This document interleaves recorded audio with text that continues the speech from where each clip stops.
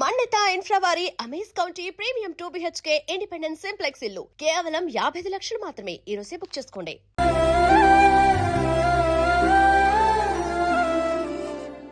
ఇందు మూలంగా 50 మందికి తెలియజేయనిదేమనగా ఊరికి కొత్తగా వచ్చిన యాండ్రాయిడ్ తన తండ్రి పెదరాయుడు అని ఆస్తిలో వాటా పంచమని రచ్చబండిని ఆశ్రయించడం వలన గ్రామ పెద్దలందరూ రేపు 11 గంటలకు రాయుడు గారి ఇంటికి రావాల్సిందిగా కోరుతున్నాము.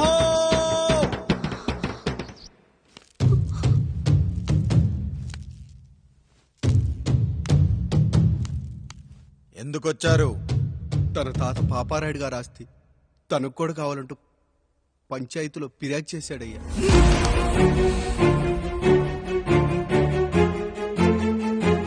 మస్తా గారు ఆ దస్తావేజులు ఇవ్వండి.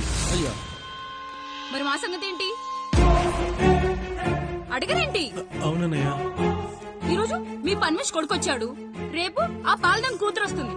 ఇలా వచ్చినోళ్ళంతా మీ సంతానమేం తెలిసాక అదిగో ఆ కాముడు చెప్పినట్టు మా ఆయన వాటా కిందో బాత్రూము, నాకో సబ్బు బిల్ల, నా పుట్టబోయే బిడ్డకో బొట్టు బిల్ల, ఇదే మిగులుతుంది. అయినా ఊరి జనాభా కన్నా అన్నయ్య పిల్లల సంఖ్య ఎక్కువైపోతుంది.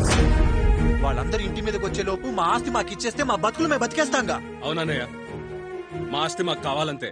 ఎవరిని పట్టుకుని ఏం మాట్లాడుతున్నారయ్యా? ఉన్నప్పటి నుంచి ఆయన మిమ్మల్ని సాగుతూ ఉన్నారు. ఈ రోజు పెరిగి పండయ్యాక మా దారి మేము చూసుకుంటా అనడం న్యాయం కాదయ్యా, న్యాయం కాదు. ఏ ఆయన నీకో కొడుకునిచ్చాడా? వాడి పేరేంటి? ఐఫోనా? ఎరా ఆస్తి కావాలా? 4 బ్రష్లతో తోముకుంటే ఎక్కడ విడిపోతామో అని నా బ్రష్ టూత్ పేస్ట్ నీకు త్యాగం చేసినప్పుడు అప్పుడు అడగాల్సిందిరా అన్నయ్య ఆస్తి కావాలి అని. ఎరా నేను వాడిపారేసిన లంగోటాలు మార్చి మార్చి చొక్కాలు చేతిగుడ్డలుగా వాడారే, అప్పుడు అడగాల్సిందిరా అన్నయ్య ఆస్తి పంచు అని. నువ్వు 6 నెలల పసికందుగా ఉన్నప్పుడు పాల కోసం ఏడుస్తుంటే నిన్ను తీసుకెళ్లి పశువుల దొడ్లో కట్టేశానే, అప్పుడు అడగాల్సిందిరా అన్నయ్య నాకు ఆస్తి కావాలి అని.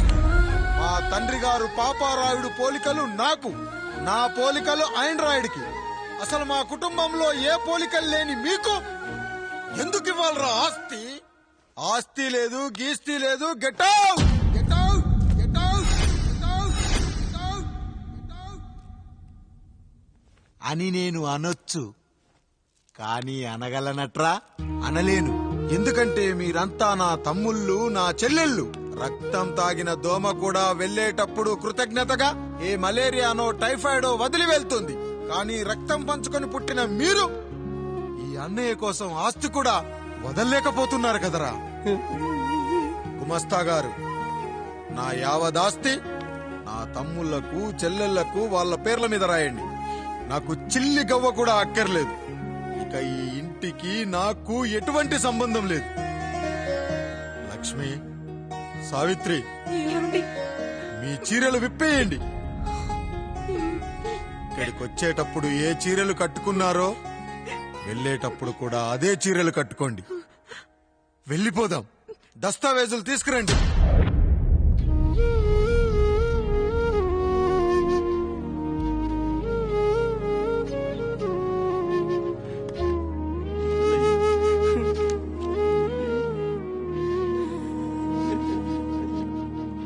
ఇక ఈ ఇంట్లో నా పేరు వినపడితే నా తమ్ముళ్ళు చెల్లెళ్ళు బాధపడతారయ్యా.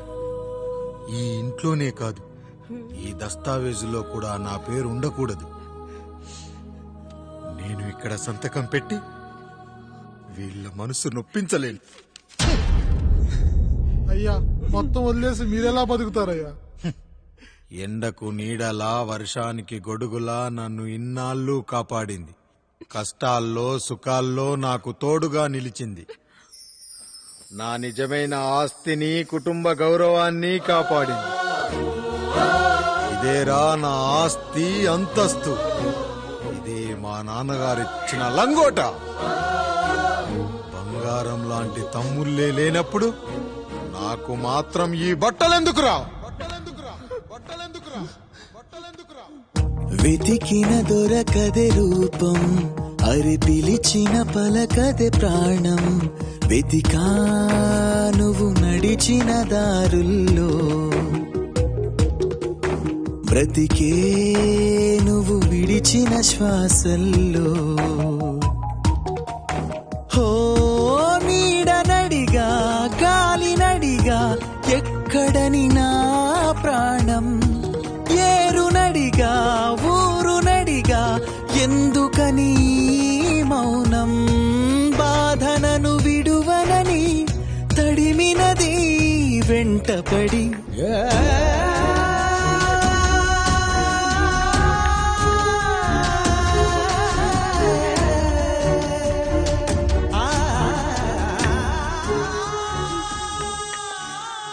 ఏమండి పప్పులో మీ చెమట పడుతుందండి. ఇడ్లీలో 2 చెంచాల ఉప్పు తగ్గించు లక్ష్మి. ఎలాగో మనం పేదోళ్ళమే కదా, కనీసం ఉప్పు ఖర్చైనా తగ్గుతుందనుకో.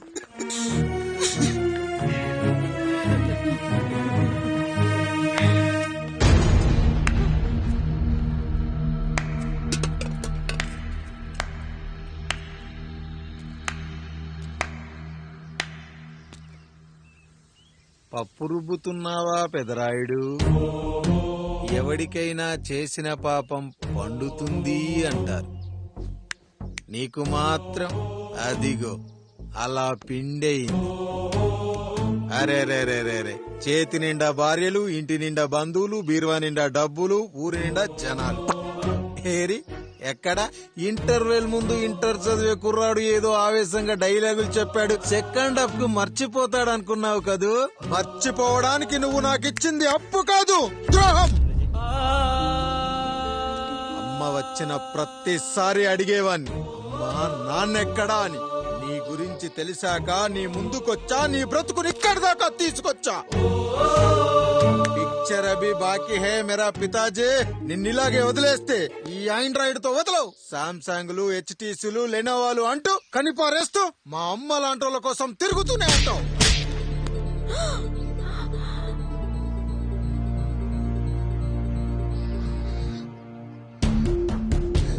అమ్మా అమ్మా ఛీ, నన్నలా పిలవకురా.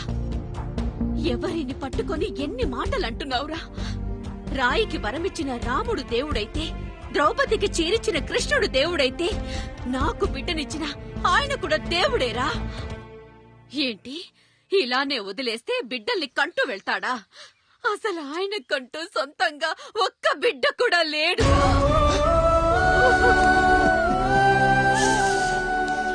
అసలు ఏం జరిగిందో తెలుసా? మీరుండండి అయ్యా, ఉండండి. మొదటి భార్యని చేసుకున్నాక పిల్లలు పుట్టలేదని రెండో పెళ్లి చేసుకున్నారు. ఆవిడకి పుట్టలేదు. మూడోసారైనా తగులుతుందనుకున్నాం, తనకే పుట్టలేదు. పిల్లల కోసం పెళ్ళాలని మార్చాడే కాని వాళ్ళని వదిలేయలేదురా. అదిరా మా పెద్దయ్య మనసు. ఆయన దగ్గర బాణం ఉంది కాని లేదురా. అసలు నీ తండ్రి ఎవరో నీకు తెలుసా? తెలుసా? ఇదిగో ఈ కాముడేరా నీ తండ్రి. గేదె నల్లగా ఉన్నంత మాత్రాన పాలు తెల్లగా ఎలా ఉన్నాయనే కదరా నీ ప్రశ్న. దానికి సమాధానం చెప్పాలంటే, ఒక వర్షం కురిసిన రాత్రి నేను 9వ నెల బాలింతగా ఉన్నప్పుడు. పండు పండు ఇదిగో. ఏమిటండి ఇది? నిద్రలేస్తే నేను, బయటికెళ్తే గంటోడు, పక్కకెళ్తే పాలేరు, ఎప్పుడూ తిరిగే తాయారు. రోజు మమ్మల్ని చూసి చూసి బిడ్డ కూడా జిడ్డు మొహం వేసుకుని పుడతాడేమో అని భయంగా ఉంది. కడుపులో ఉన్నప్పుడు మనం ఎవరి మొహాలైతే చూస్తామో అచ్చం వారి పోలికలతోనే పుడతారంటారు. పొరపాటున నా పోలికలతో పుడితే? అదేంటి కాముడు, నీకేం తక్కువ? జుట్టు ఉండాల్సిన చోట లేకుండా అవసరం లేని చోట విపరీతంగా పెరిగిపోతుంది. మనకు పుట్టబోయే బిడ్డ గొప్ప అందగాడై ఉండాలి. ఇదిగో రోజు ఈ దేవుడి ఫోటోలు చూడు, వాళ్ళలాగే అందంగా పుడతాడు. కడుపుతో ఉన్నప్పుడు ఎవరి ఫోటో చూస్తే ఆ పోలికలతో బిడ్డ పుడతాడా? కనిపించని దేవుడి పోలికలు నా బిడ్డకెందుకు? ఈ ఊరికి దేవుడు రాయుడు. నా బిడ్డ ఆయనలాగే పుట్టాలి, ఆయనలాగే పుట్టాలి.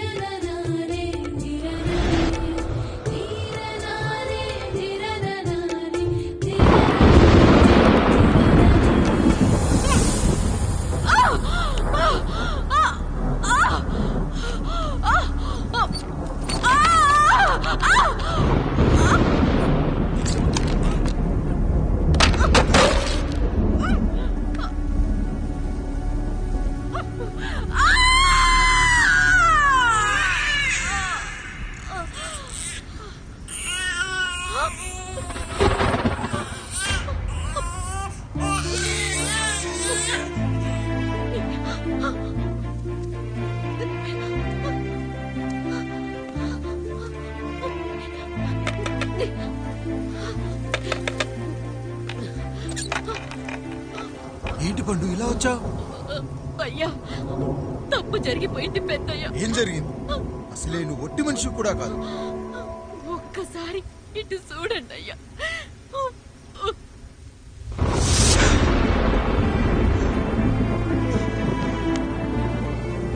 వీడేంటి అచ్చం నాలా ఉన్నాడు? అసలేంటి, ఎందుకు ఇలా జరిగింది?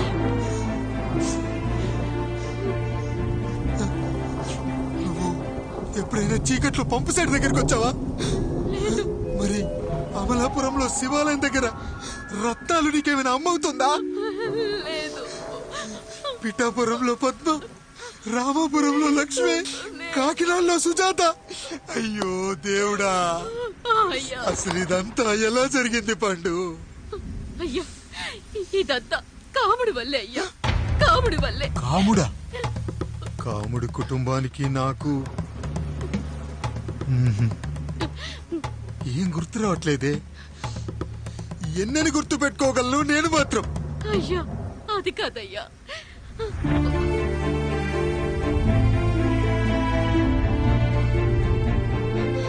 అలా రోజు మీ ఫోటో చూసి చూసి అచ్చం మీలాగే పుట్టాడు. అయ్యో, నా పోలికతో బిడ్డ కావాలనుకోవడం ఏంటి పండు?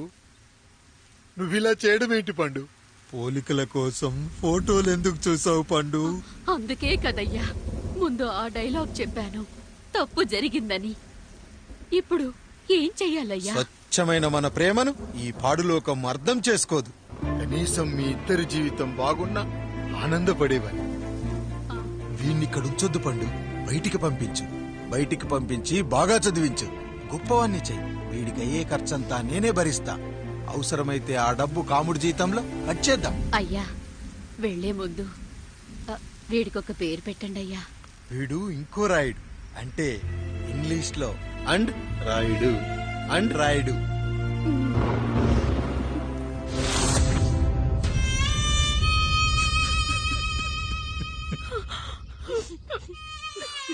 ఇదిరా నీ కథ, నా గతం. నిన్ను చదివించడం కోసం ఆయన మీ నాన్న జీతంలోంచి నెలకి 3,000, 4,000 కోసేసిచ్చేవారు. అప్పుడు ఆయన పడిన బాధ పగవాడు కూడా పడకూడదు. చూసేవారా, దేవుడు లాంటి పెద్దయ్యని అనవసరంగా అనుమానించడం ఎంత పెద్ద తప్పు చేశావో అర్థమైందా?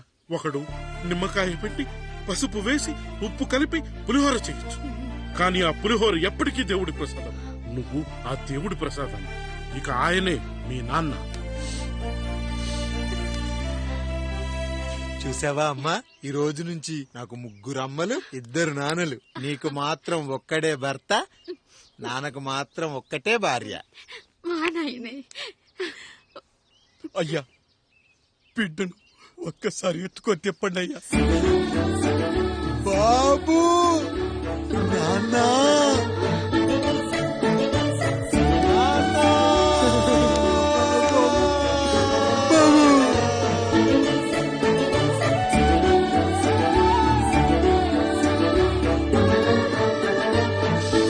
నన్ను క్షమించు నాన్న.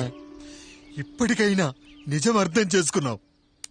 అది నాకు చాలురా, చాలు. చాలదు నాన్న. నిన్ను ఏలెత్తి చూపిన జనంతో చెయ్యెత్తి దండం పెట్టించాలి. అన్నయ్య కంటే ఆస్తి ముఖ్యమనుకున్న మన కుటుంబానికి గుణపాఠం నేర్పించాలి. ఇక నా కొదలైనా నేను చూసుకుంటా.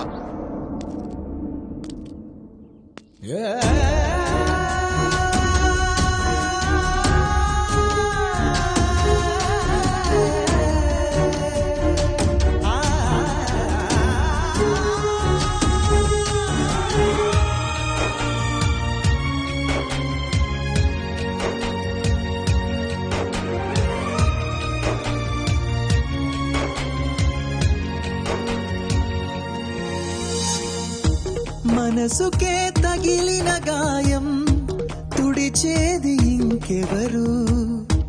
మనిషిలో పెరిగిన ద్వేషం తొలచేది ఇంకెవరు? గుండెలో పగిలిందా కన్నీటి పర్వతమే, ఓదార్పు కరువయ్యే బంధాల సంద్రములో. జాలి లేదు, కరుణ లేదు ఈ స్వార్థ మనుషులలోన. గురుతులేవి, మనుగడేది ఈ మనిషి మంచితనాన. బాధనను విడువనని నవ్వినది వెంటపడి.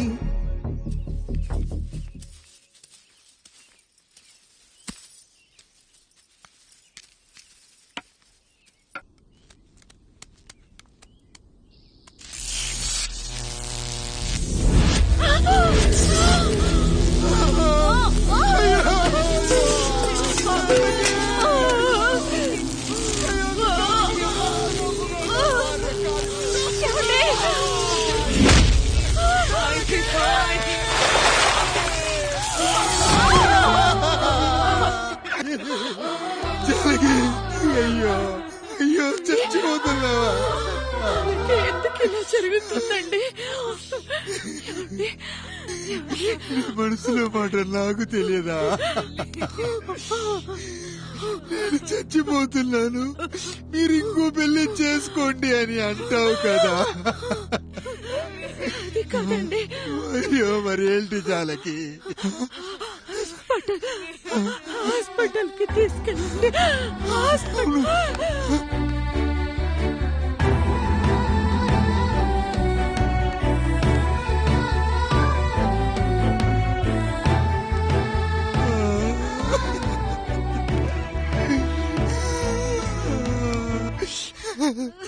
జానకి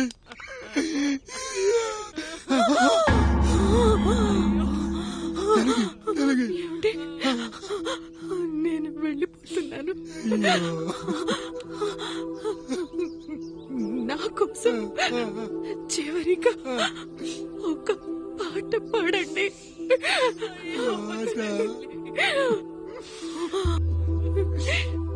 ಎಲ್ಲರಿಲಿ ఏదరికి చేర్చిన సంగ్రామ. కష్టాల్లో కూడా మీరు కన్నీళ్లు పెట్టకూడదండి. వెళ్ళే ముందు అక్కతో కలిసి ఒక మంచి ఊపున్న పాట పాడండి. పాట పాడండి.